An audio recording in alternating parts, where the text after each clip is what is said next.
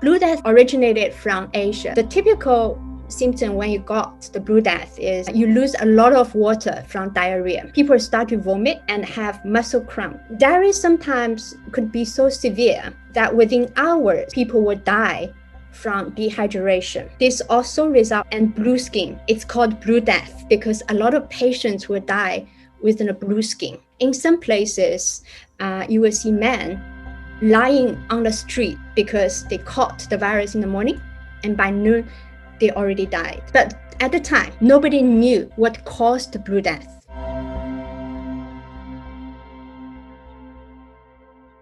Soho was lived by a lot of poor people. People didn't have a lot of space. A whole family might be living in the same tiny flat. But back then, people didn't know what was the real cause.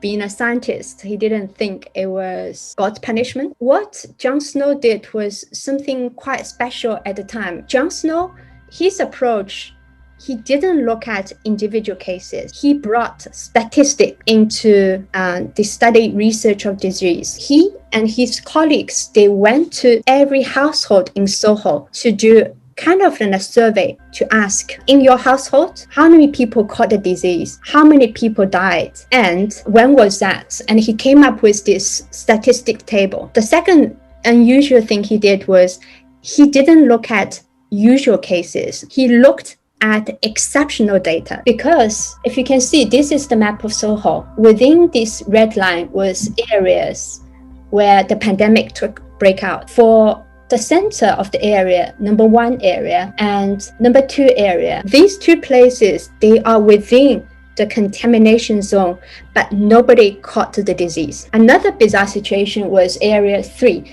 It was in Hampstead, north of London. Theoretically, they wouldn't catch the disease. However, there was an old woman and her cousin. They died from Blue Death. So what John Snow did was he went to these unusual places where theoretically people should die, but they didn't.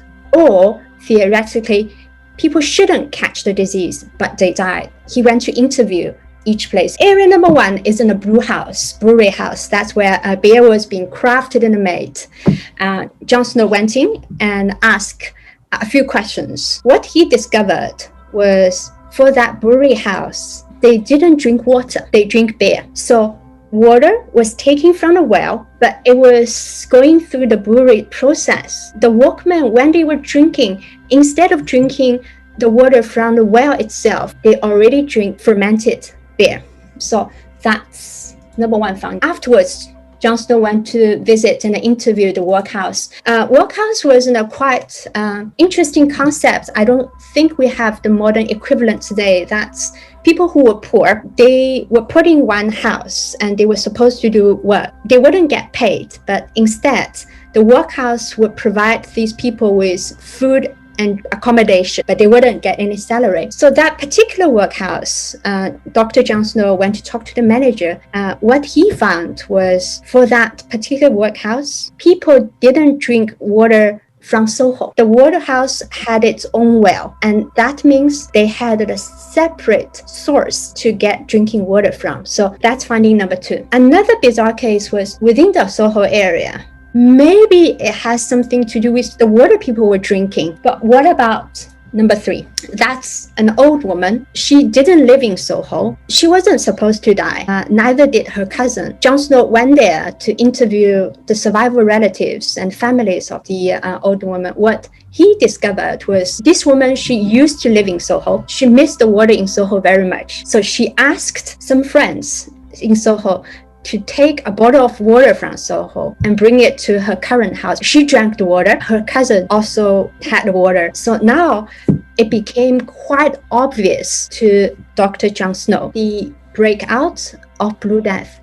has to do with water, but how it is related to the human waste, because eventually today we want to talk about a sewage system.